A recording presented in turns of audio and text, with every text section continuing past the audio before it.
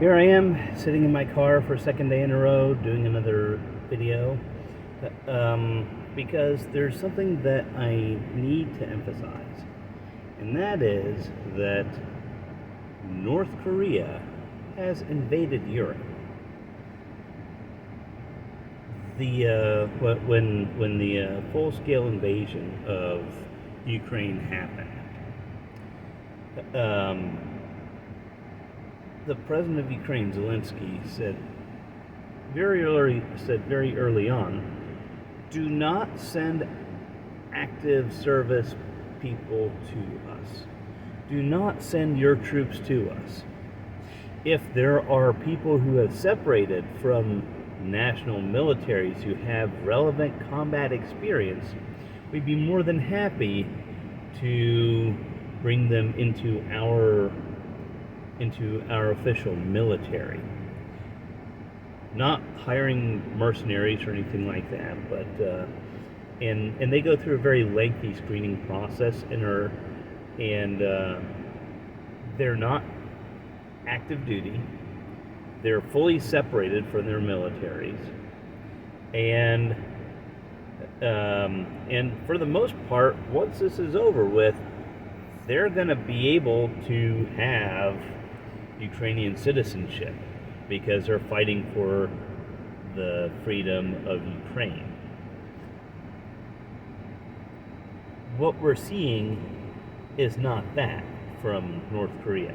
We're seeing active duty military being integrated into Russian formations. And active duty, even if these are not well-trained soldiers, because they can't be. North Korea's military is so different from Western militaries. They're not provided provisions. They're not provided housing. They have to basically live off the land as best they can in North Korea for their day-to-day essentials. So that means that they're not out there training and drilling and all that stuff. Usually they're put to work doing just stuff around the country because every male has to do this. And it's like I think it's like 16 to or 18 to 30, I think, at least according to Jake Bro. And so this is very different than what we would consider professional soldiers, but still, soldiers who are active duty in the North Korean military, who are there to protect against, theoretically, to protect against South Korea, or for the intention of eventually coming into South Korea. But instead, they're in Europe. They are like going into Ukraine. They're also running away because this isn't their fight, and they're no longer in North Korea, and they're no longer in, one of the world's largest open-air prisons. But still, this is such a game changer. This is such a big thing. And somehow it's just considered business as usual. If the U.S. deployed, say, National Guard units to Ukraine for active combat, or just for, sitting on the border between them and Belarus or something. Somewhere where there's not, but still, if American troops were deployed there, that would be considered direct American involvement in this. This would be that would be a huge escalation. And yet, Putin is allowed to go to is allowed to go to North Korea and bring in North Korean soldiers. So you have Russia, who is using North Korean shells and North Korean artillery and deploying North Korean troops, and somehow we're just like, oh well, that's just Putin being Putin. No, this isn't Putin being Putin. This is, if your active duty military goes into another country as part of an invasion force, I mean, that's like a direct act of war. And we just sit here doing nothing about it. We just sit here just kind of laughing it off like it doesn't matter. And instead what we're doing is we're saying that we in the West built up this rules-based system for the international order, but we are not going to enforce anything. We're going to allow anybody to just go ahead and blow it all off. Rules aren't rules if nobody is willing to enforce anything. And I mean, they're invading our ally. I mean, we call Ukraine our ally. Those are the words coming from the mouth of our elected leaders.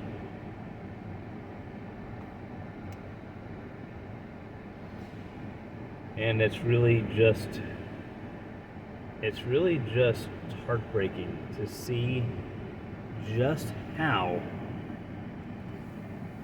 little we're willing to do to enforce this system that we spend so much time building up, so much energy building up.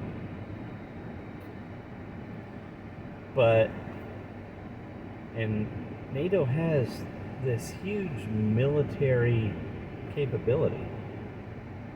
The U.S. has this huge military capability. Okay, let's just say that the U.S. has this huge military capability. A lot of our European allies did not maintain their stuff well. That's why they only have like a little bit to give to Ukraine now and then, because they just don't have stuff lying around like their inventory said. Okay, things were falling apart. Things were battle ready. Things were just, because the assumption was there would never be a war in Europe again, really. That was the assumption. Well, unless you were Ukraine, unless you were Finland, unless you were, anybody who bordered Russia knew, but nobody else really. Germany, France, the UK to a large extent. It was, oh yeah, we have a certain level of stuff that we maintain. It didn't actually, a lot of it wasn't actually maintained. The reason why the F-16s are getting to Ukraine now from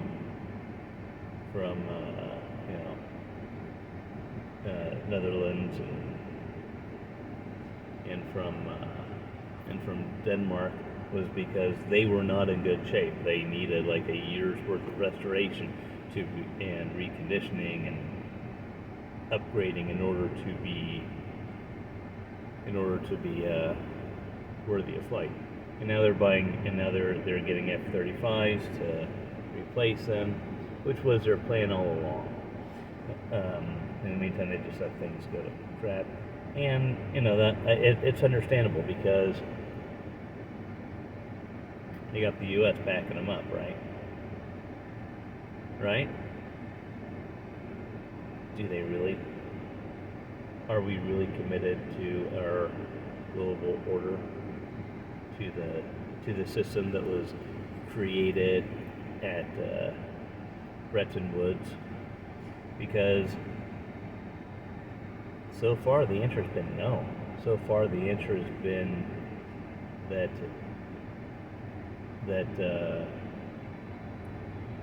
we'll back down to a bully. You know? Honestly, it's just astonishing to me. Anyway, I'm gonna end this here. This is just a very short thing because I'm upset. I'm angry. There's a lot of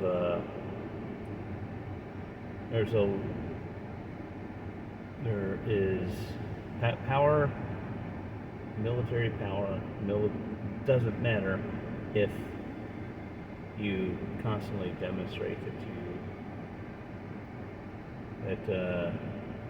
you aren't willing to use it to back up an ally.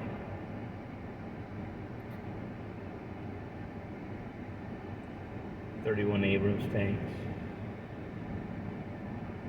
How many do we have sitting out there in the desert? Yeah, we gave them a few hundred Bradleys and Hummers and stuff. You know, ask your favorite career Army guy how many are available. Let's say war does break out between the U.S. and China. Don't think tanks are going to be a major force in that. Gotta get them across the ocean. Don't know what we're waiting for, honestly. But yeah. Whole thing's just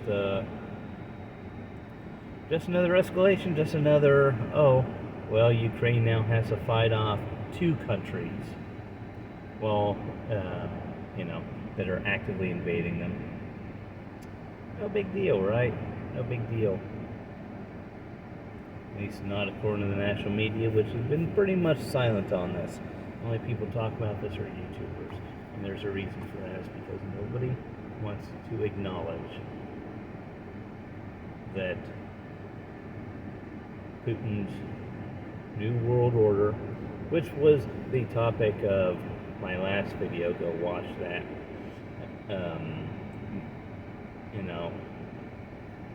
They're allowing his mythology to become reality because for some reason they want that. I think it's because the people who own the mainstream media stuff,